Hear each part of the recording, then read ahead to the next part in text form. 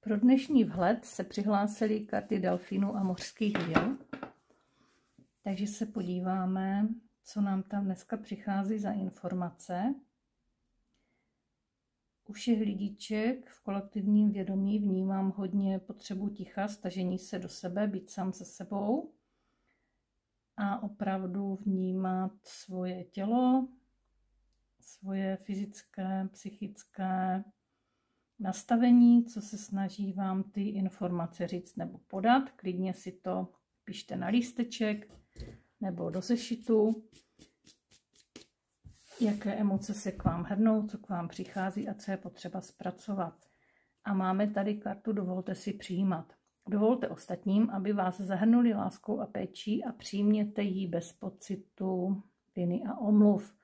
Takže dnešní vhled a vzkaz je pro ty, kteří se rozdávají pro druhé a navenek budí dojem, že jsou neskutečně silní. A potom, když vlastně jsou sami unavení, vyčerpaní nebo vyhoření, mají problém říct si o pomoc.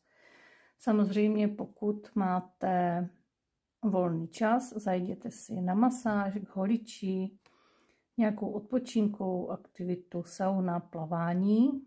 Může vám to udělat jedině dobře. Uvolníte tělo a celkově zregenerujete.